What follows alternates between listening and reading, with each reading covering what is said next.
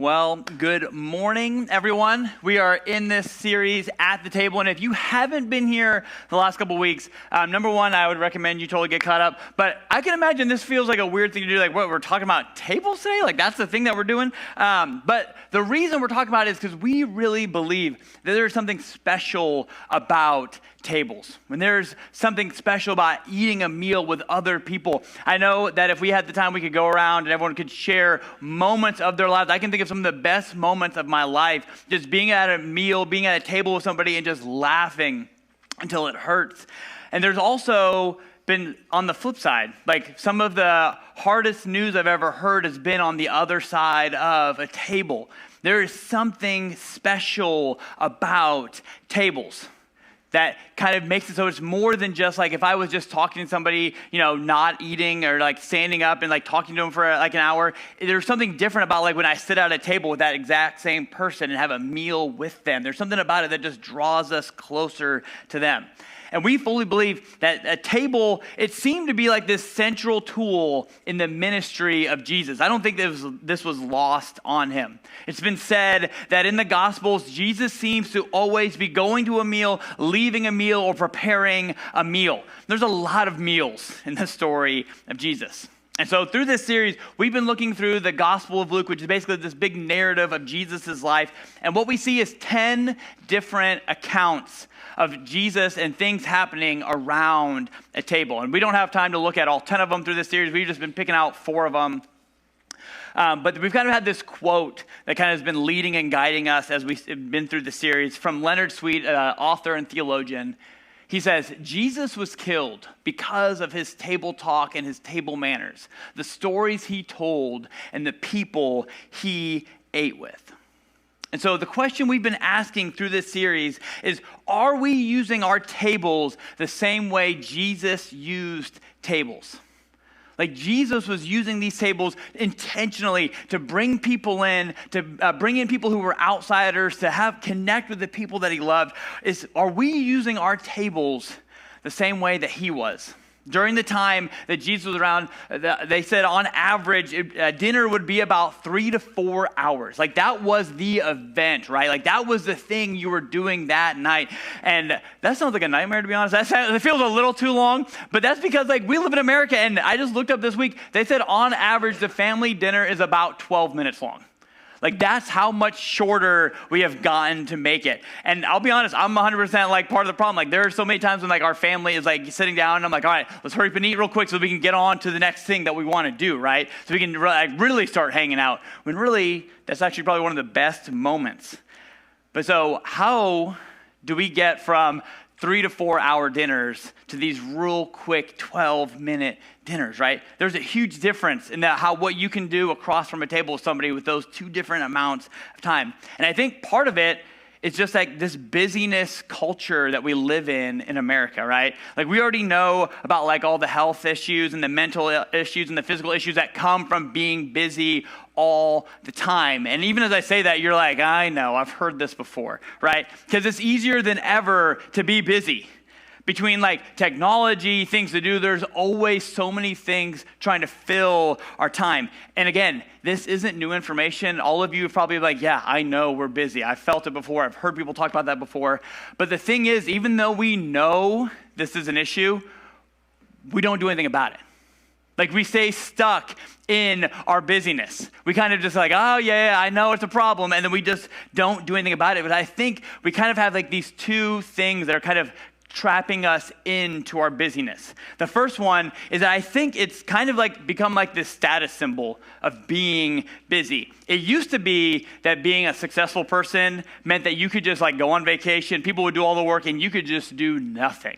Right? Like that was the dream, to just do nothing. And now it's been like this thing where it's kind of turned, I don't even know when it changed, but like being busy makes you really important. Right? Makes it like, oh, other people need me. Other people depend on me. I am important because I am busy. It's almost like if you like someone says, hey, how have you been? And you're like, I've just been busy. It's almost like you're doing like a weird flex on. I'm like, hey, be glad that I'm even here in your presence right now, right? Like that's how important I am. I've been busy, right? And I made time for you in this moment, right? And I think because of that, it's almost kind of become like part of our identity. And when something becomes part of our identity, man, it is so hard to quit that because we see ourselves like, oh, no, I'm just really busy. I'm really important. It's hard to like leave that and just kind of take it out. I think the second reason why it's so hard for us to kind of fix this busyness thing in our lives is that some of us, we're just kind of using busyness kind of like to numb ourselves to like all the things we don't really want to deal with. Because isn't it true that sometimes we're just kind of scared of being bored? Like I'll be the first one to admit there are so many times when I'm just like, I'll sit there for a minute, like in a waiting room or just waiting for something to happen, like waiting in line to like get food. And normally in the past, I would have maybe just sat there and just kind of just thought about other things. No, now it's like instantly I have to look at my phone and start scrolling. And sometimes it's like all of a sudden it's 10 to 15 minutes later. And I'm like, I didn't even really care. I don't remember anything that I took in, right? I just was kind of mindlessly scrolling. It's almost like we're kind of like trying to be like, we're like scared of just being alone with our thoughts. This busyness is almost like this distraction to keep us away from all the other things that are going on. Brené Brown, she's an author and researcher, says this, and I think it says it so much better than I could. It says, we are a culture of people who've bought into the idea that if we stay busy enough, the truth of our lives won't catch up to us. I think often, I know for me, and my guess is probably for you, this is closer to where we're at. The reason we're so busy is that because we don't want to actually have to deal with all the different things going on. We're just using it to kind of hide from thinking about like our lives and being introspective and reflecting. So what I want to do is, again, I want to look at a story in the book of Luke that I think maybe you've even heard before, especially if you've grown up in church. This is kind of like one of the greatest hits of the Bible, I would say. And what I want us to do is kind of try to look at it with fresh eyes, be able to hear it new for the first time. So even if you know this story, like put it on pause, all the things you know, and just try to hear it new for the first time. Before I read that real quick, let me pray for us. Father, thank you so much for just your love. And I just pray that as we read through this passage, give us eyes and ears to hear what you have to say to us. Help us to see ourselves in this and not just try to put it on to other people. Thank you so much for your love. In your name we pray. Amen. All right. So let me read through this. Again, put all things that you maybe already know to the side about it. So it comes out of Luke 10, 38 through 39. As Jesus and his disciples were on their way, he came to a village where a woman named Martha opened her home to him. She had a sister called Mary who sat at the Lord's feet listening to what he said. So we have this house with two sisters. They both live there together. One of them opens up the house to Jesus, and the other one kind of goes there and starts to listen to what Jesus is teaching, and then it moves on. Luke 10:40. But Martha was distracted by all the preparations that had to be made. She came to him and asked, Lord, don't you care that my sister has left me to do the work by myself? Tell her to help me. Right? Like you can kind of feel just how exasperated, how annoyed she is. She's like, I'm doing all the work. She's just over here listening to you. And then she continues. And Jesus says, Martha, Martha, the Lord answers. You are worried and upset about many things, but few things are needed, or indeed only one. Mary has chosen what is better, and it will not be taken away from her. And when you hear this, it's really easy for us to go, oh, yeah, right? Martha's wrong, Mary's right, be more like Mary, right? Like we've seen this, maybe you've even heard it before, and it's like, oh yeah, Martha's the wrong one. Jesus even says it, she made the mistake. We should be more like Mary and just be at the feet of Jesus, not just serving people. And you know what, that's the end of the story. Let's just go get lunch. We can just kind of get out of here early, right? No. No, you're not off the hook that easy. Because I think we are way more like Martha than we want to admit. I think more often that we are actually living like Marthas in the way that we live. And that if we're not careful, we can live our whole lives just distracted by everything else going on. Because she has this encounter with Jesus. And instead of focusing on him, man, she's caught up in all the other things that are going on around her. And so what I want to do is I want to kind of go through this passage again, but I want to break down each verse a little bit more. Hopefully that giving more context to this will help us to see ourselves and how much we are actually more like Martha than we want to admit. So let's do that first verse again. Luke 10:38.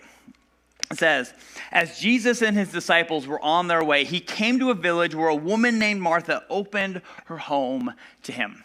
So, when you hear this, first thing I notice, at least, is that Martha is obviously focused on Jesus, right? She's the one that is welcoming Jesus into the house. She's like, oh, there's Jesus. Bring him in, right? She's the one that's saying, hey, I want Jesus to be here.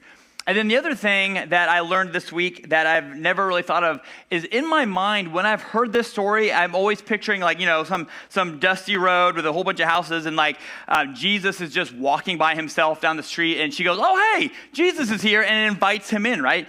But that's not really how Jesus ever really rolled into a village. Like, he would have been a big deal walking in, to the point that as soon as he walked in, they would have people like peeking out of their windows looking to see Jesus. They had all kinds of like looky-loos, like, hey, what's Jesus going to do next? I've heard about this guy. What's going to happen? He also had his 12 disciples, so he already kind of had like his big posse that's going to be around him at any given time. And normally there's even other people traveling with them than that.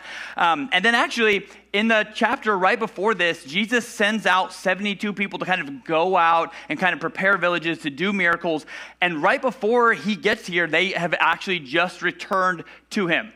So there are scholars who think that potentially Jesus is walking up into this village with 100, maybe a little over 100 people in his crew, right? That's not just a small gang. That is an entire crew of people.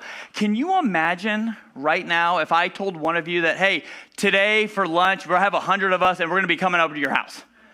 Right? That would be a nightmare. You wouldn't listen to a single thing I'd say the rest of the time. And all you'd be thinking about is I don't have enough food. I got to hit up Sam's Club on the way, or maybe pizza's going to be easier. Oh man, I didn't finish sweeping the house, or whatever it is. You'd be thinking about all the other things that you need to do.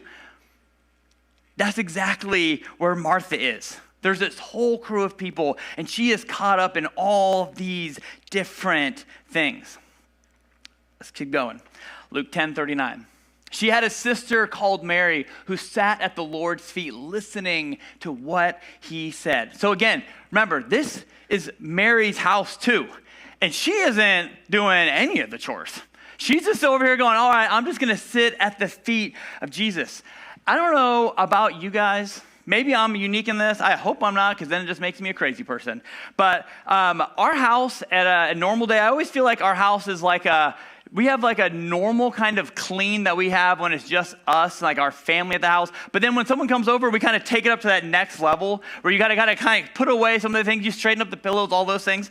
And even if I am the one that's just having a friend over, I expect everyone to help us clean up, right? This is all of our mess. This is all of our house. And so if I am cleaning up something and I'm looking around and no one else in my family is helping, I can tell you I'm boiling inside, right? I'm stewing. I'm getting frustrated. I'm I can't believe I'm the only one that cleans up in this house, which for the record, my wife will tell you I am not the only one that cleans up in the house, right?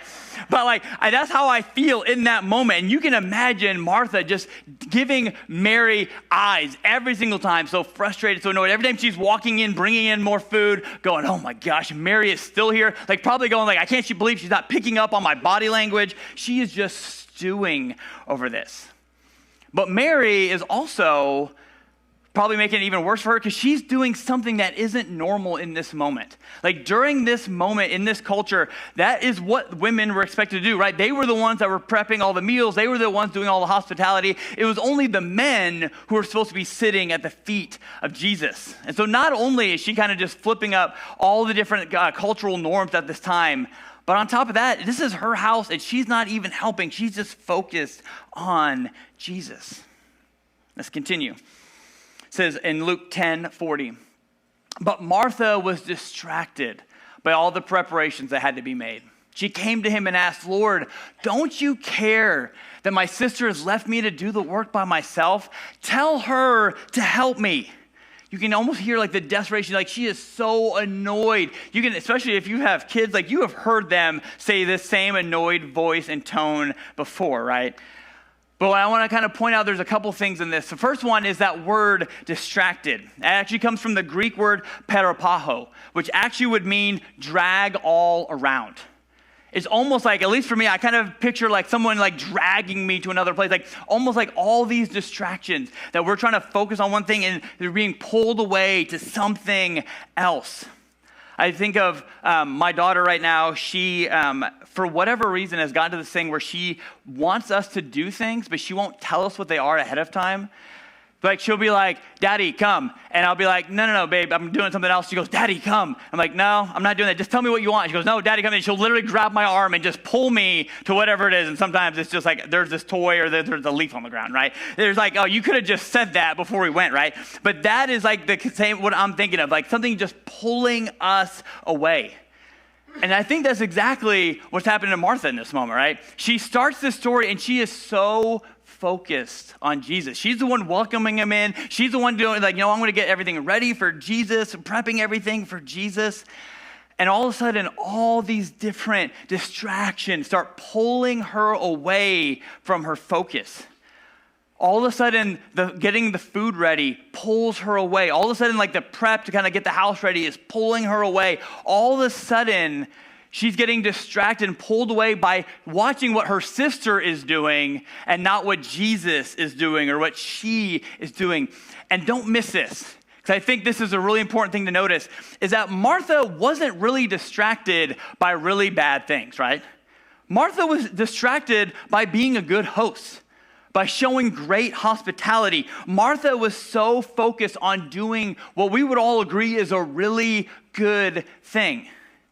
But I think what we see in this is that good things can become bad things when they distract us from Jesus. Good things in our lives become bad things when they distract us from our Creator. And this happens to us all the time. Like, think about this thing right here, your phone, right? How often that this thing is a good thing, right? I'm not saying don't have a phone. Like, I love having a phone, having all the information that I want, all the different things, communication, all those things. But so often, this is something that distracts me from really being present in the moment. That pulls me away from the people that I'm with.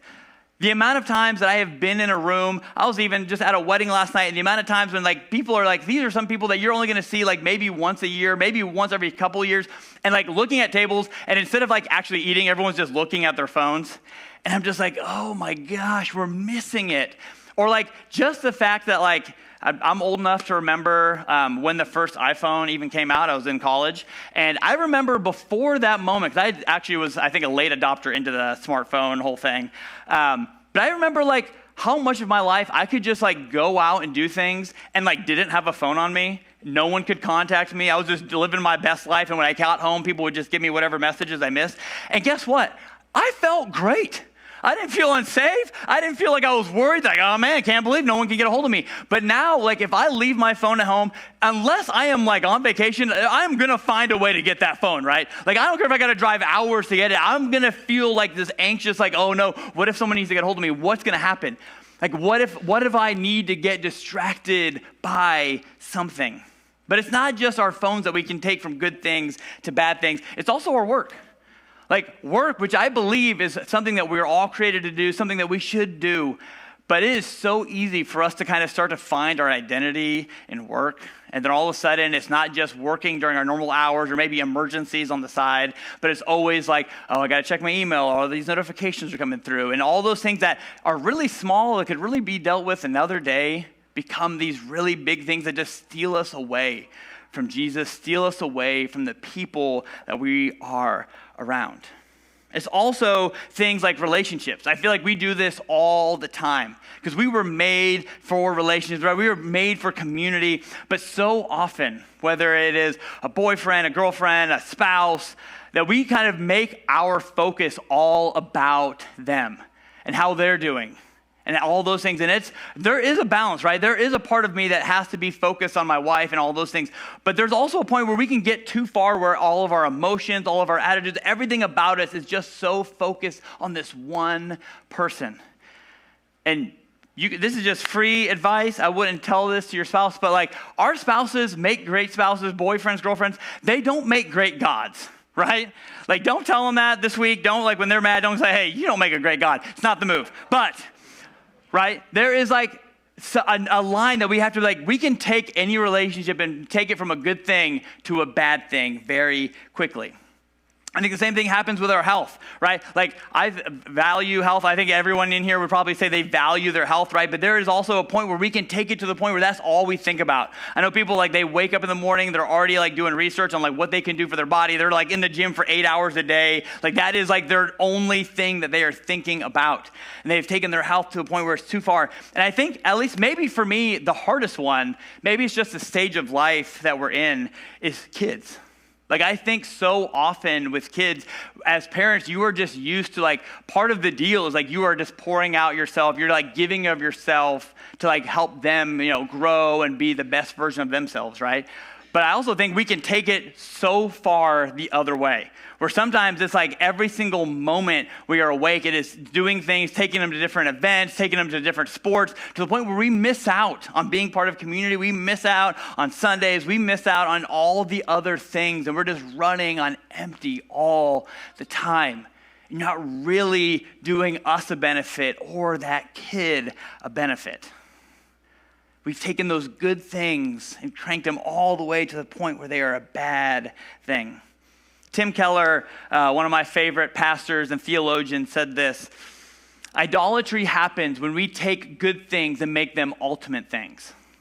All things have their place, and they're all under God. But as soon as we take a thing and it distracts us from Jesus, distracts us from what God has for us, guess what? It has now become an idol. We have made it too big of a deal.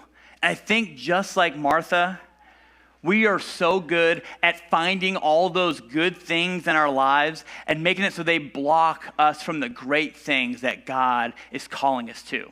What are those good things that are blocking you from the great things? I think we are like Martha and we're just missing it. We can be in the presence of Jesus and we're just 100 miles away thinking about all the other things, getting distracted, getting pulled away. Last quote about being distracted, just because this is the one that's been on my mind all week long. It's from Andy Stanley, a pastor in Atlanta. He says, the things that we get distracted by are never as important as the things we get distracted from, right? There's a reason you had that initial focus on whatever you wanted to focus on, and you got pulled away from something that's not as important. What are we getting distracted from that we don't want to get distracted from? Let's continue on in the verse. Matthew 10, 41, 42. It says, Martha, Martha, the Lord answered, you are worried and upset about many things, but few things are needed, or indeed only one. Mary has chosen what is better, and it will not be taken away from her. Man, Jesus, I love this because it feels like, I think, in my initial thoughts, it would be like, Jesus would be like, Martha, what are you doing? Knock it off, you idiot. Like, come on, get it together. But no, that's not what he does at all. He goes, Martha, Martha. He's like calling her back in, almost like your child. You're like, hey, come on, you know better than this. Bring it back together. Martha, Martha. And he's not angry. You know better than this. And I think so many of us, like maybe you're here and like you've kind of had you've been distracted from God for a long time. You've kind of put up this wall between you, and it almost feels like you get to this place you're like, oh man, I've messed up, I've known better, and like God is going to be angry with me. God is going to be disappointed in me. And that's not at all how God feels about you. That's you projecting how you feel about yourself onto him. But God is saying, no, he's calling you back. Martha, Martha. I've loved you all along. I have been here with you all along. Just give me your focus. Don't miss out. Martha, Martha. And then he even says in that same verse that you are worried and upset about many things. Like he sees the anxiety and the stress that she's in, right? Because we all know what that feels like. That anxiety and the stress where you can be in the room with somebody and your mind is a million miles away in a different place. That's kind of like the cultural moment we live in right now, right? And so he is like, no. Take all those things. Get them out of your mind. Focus on me. And then the thing that I want to just point out on that last part says, Mary has chosen what is better and it will not be taken away from her. Like Mary is doing this thing that culturally would have been crazy, that she was sitting at the feet of Jesus, being a disciple of Jesus. And Jesus doesn't say, hey, no, this isn't for you. This is just for the men. You need to be back doing the women's work, right? No, he says she is doing what is right. She is focused on what matters right now. Jesus gives her the stamp of approval. And I think for us, what we need to be reminded of is that Jesus cares more about who we are becoming than what we are doing for him. Jesus cares more about who we are becoming than what we can do for him. And some of us need to hear that over and over and over because you have been so focused on all the things you're doing that you're not focusing on actually just spending time with Jesus. Like Martha in this moment is literally serving Jesus, right? Giving him food, doing all these things. Mary is just sitting there doing nothing, and yet she is still the one that he's saying like she is doing the right thing. I think for a lot of us, one of the things that we kind of get twisted is that we can do a lot of things for Jesus, but not always do them with Jesus. There's like this big chasm between those two. Sometimes we almost think like that we just need to do more and more for God to kind of like prove ourselves, almost like God is like some sort of weird like bad boss who just wants to work you till you're exhausted and then like continue like very next week, right? But that's not who God is. God is like this good Father who wants you to live your best life, who wants you to be filled up, who wants you to be excited, who still wants you, yes, to do things, but to not just sit back. Like I think of, we put a big emphasis on making sure like our kids do chores every single week. And when I'm giving my kids chores, yes, it is nice to not have to do that one random chore, right? But I'll be honest, I would do it way better than they would. But what I'm really trying to do is showing them how to build their character, right? How to think about other things, how to look at things and go like, oh yeah, this needs to be fixed. Like it's so much bigger and better. And we don't give them chores to the point where that's all they do and we're just relaxing all day, right? No, like we give them to the point where they can learn and grow from that and then still be able to rest and enjoy life. And I think so often we get that twisted, that we do things for Jesus and not with Jesus. But really, when we hear this story, one of the things I feel like I hear the most is that people kind of always go, oh, like, we need to be more like Mary, or I'm a Mary, you're a Martha. We kind of have these different things. And I don't think it's about being either Mary or Martha. I think it's both. I think that we need to be Mary so that we can be Martha, right? We need to be filled up in our lives so we can be in a healthy place to be able to move forward, to be able to live and actually serve others well. We need to be filled up so we can fill up other people. So often, I know I've been guilty of this where I'm just leading on empty, where I am just so empty to the point where like, even if you might even think like, man, Nico's being so nice. He's doing this. He's helping me move, whatever it is. But in my mind, I am being a horrible person. And I'm just like, oh my gosh, I got another load of stuff. I can't believe it, right? And it's because I'm leading on empty and not actually filled up with reminding why I'm doing this in the first place. So I think there's a couple questions for us through this. The first one is, what are the good things? Like, what are the good things in your life that you have that maybe you're starting to kind of being taken to the point where they're bad things? And I think we are so good at doing that, right? We're good at doing these things that are really good on the initial front, and then we can take them to the bad things, right? What are those things? Maybe it's a hobby. Maybe it's again some of your relationships. What are those things that are good things that you've taken somehow to a bad place? And what do you need to do to actually change that? Like for me, one of the things I've been doing with my phone is like I've been trying to put trying to turn off most of my notifications just so they don't drag me back in. Trying like putting screen limits like on social media, stuff like that, so it's just not a thing that you kind of just fall into.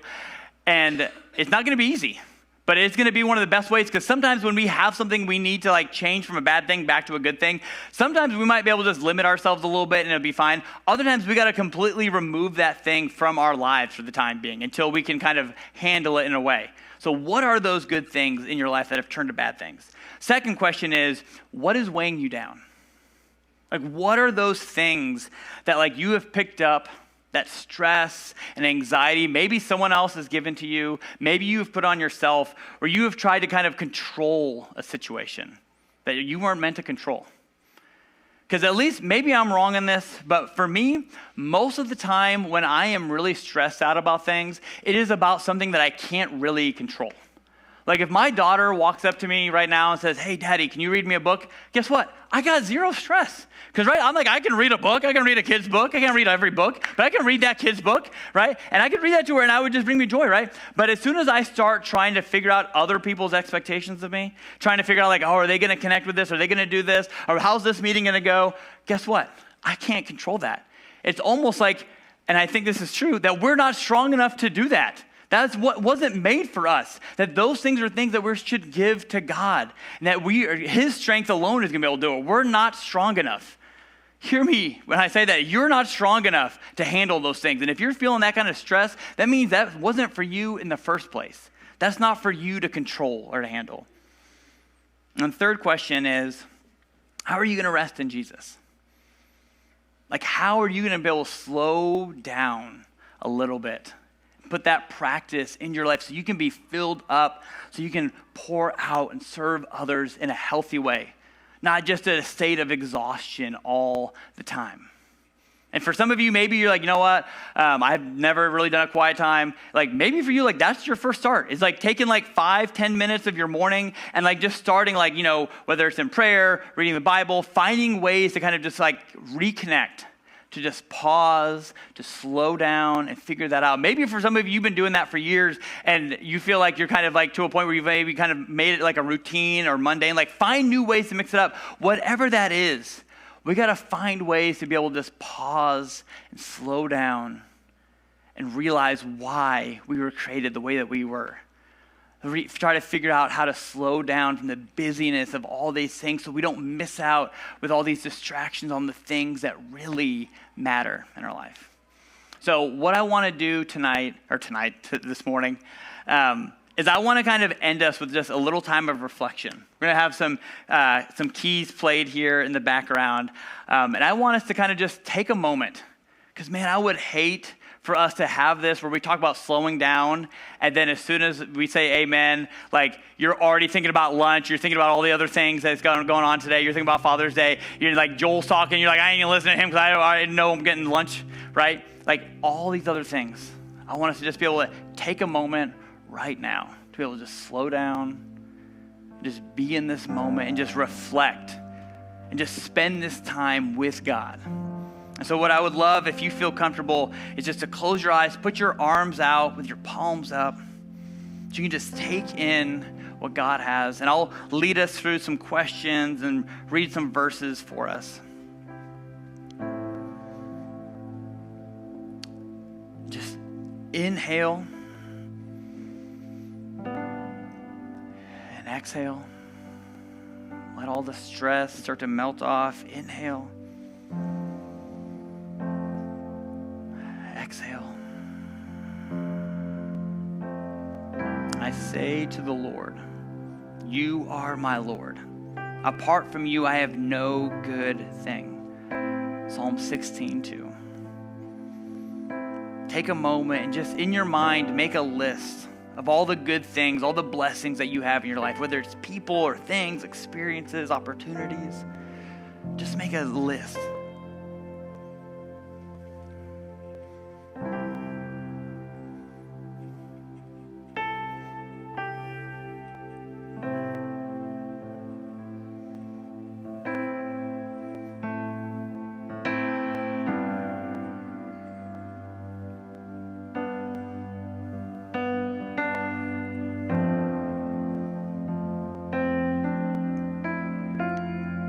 As you think about that list, what of those things have started good and now they've become bad? They've taken up too much time, too much energy, distracting us, pulling us away from what really matters.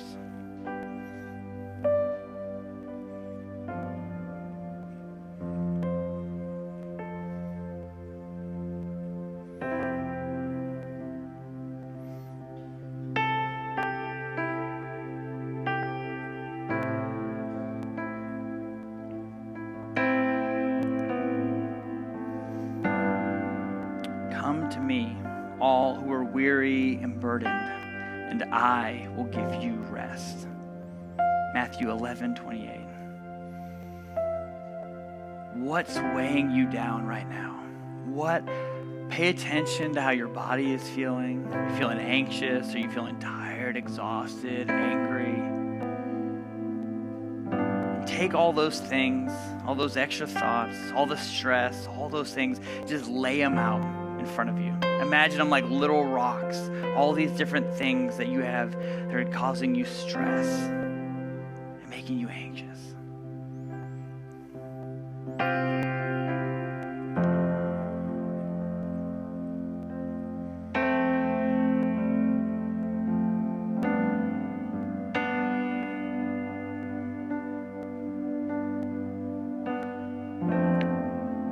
You just take those rocks just one by one, just let them go, just drop them down. Just imagine picking them up, letting them go one by one, letting all of those things, just give them to God. You're not strong enough to carry them anyways. They weren't for you. I will say to the Lord, He is my refuge and my fortress, my God in whom I trust. Psalm 90, verse 2. Where's your rest coming from? What have you been trying to do alone? Where do you need to call Jesus into your life and trust Him fully?